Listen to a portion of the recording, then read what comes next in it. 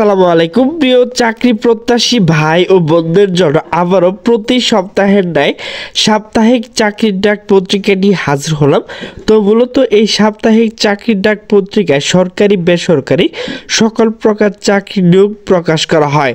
তো মূলত এই চাকরির ডাক পত্রিকাটি প্রকাশ করা হয়েছে 29শে নভেম্বর 2024 শুক্রবার। তো এখানে কিন্তু বিশাল নিয়োগ প্রকাশ করা হয়েছে। তো যাদের শিক্ষার যোগ্যতা রয়েছে তারা কিন্তু অবশ্যই এই আবেদনগুলো করে নেবেন। তো প্রথমে রয়েছে ভূমি রেকর্ড ও জরিপ অধিদপ্তর। তো পদের সংখ্যা হচ্ছে 2524 জন।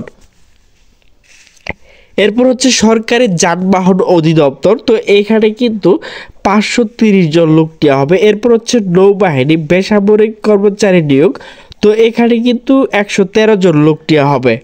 এরপর হচ্ছে সেনা সদর ইইসি শাখা। তো এখানে কিন্তু 190 জন লোক নেওয়া হবে। এরপর হচ্ছে বিমান বাংলাদেশ এয়ারলাইন্স। তো এখানে কিন্তু 55 জন লোক নেওয়া হবে। এরপর হচ্ছে বাংলাদেশ নৌবাহিনী ড্রাইভার পদে নিয়োগ। এখানে কিন্তু 88 জন লোক নেওয়া হবে। জেলা প্রশাসক রাঙ্গামাটি, এখানে 37 জন লোক নেওয়া হবে। এরপর হচ্ছে civil aviation school and college, এখানে 54 জন লোক নেওয়া হবে। খুলনা প্রকৌশল প্রযুক্তি বিশ্ববিদ্যালয়, এখানে 56 জন লোক নেওয়া হবে। এরপর চট্টগ্রাম মেডিকেল কলেজ হাসপাতাল, এখানে 14 জন লোক নেওয়া হবে। আর্কাইভস ও গ্রন্থকার অধিদপ্তর, এখানে 17 জন লোক নেওয়া হবে। এরপর হচ্ছে জেলা প্রশাসক মেহেরপুর, এখানে 7 জন লোক নেওয়া হবে। এরপর হচ্ছে চিফ জুডিশিয়াল ম্যাজিস্ট্রেট পঞ্চগড়, এখানে 30 জন লোক নেওয়া হবে। এরপর হচ্ছে সরকারি যানবাহন অধিদপ্তর, তো এটি কিন্তু আগে দেখে নিয়েছি। এরপর হচ্ছে ঝিনাইদহ পল্লী বিদ্যুৎ সমিতি, এখানে 4 জন লোক নেওয়া হবে। জেলা পরিষদ হবিগঞ্জ, এখানে 2 জন লোক নেওয়া হবে।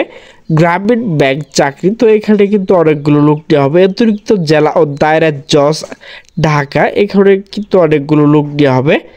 এরপর হচ্ছে Sheikh Hasina cantonment public school and college, এখানে 6 জন লোক নেওয়া হবে। এরপর হচ্ছে জেলা দায়রা জজ কার্যালয় পঞ্চগড়, এখানে 5 জন লোক নেওয়া হবে। বাংলাদেশ উন্নয়ন গবেষণা প্রতিষ্ঠান, এখানে 6 জন লোক নেওয়া হবে। এরপর হচ্ছে পূবালী ব্যাংক পিএলসি, এখানে কিছু সংখ্যক লোক নেওয়া হবে। এরপর হচ্ছে কুল পাওয়ার জেনারেশন কোম্পানি, এখানে 3 জন লোক নেওয়া হবে। এরপর হচ্ছে চট্টগ্রাম বন্দর কর্তৃপক্ষ, এখানে 12 জন লোক নেওয়া হবে। এরপর হচ্ছে আদমজি ইপিজেড মেডিকেল সেন্টার, এখানে 6 জন লোক নেওয়া হবে। এরপর হচ্ছে কর্ণফুলী ইপিজেড হাসপাতাল, এখানে 2 জন লোক নেওয়া হবে। এরপর হচ্ছে বাংলাদেশ পুলিশ, এখানে 2 জন লোক নেওয়া হবে।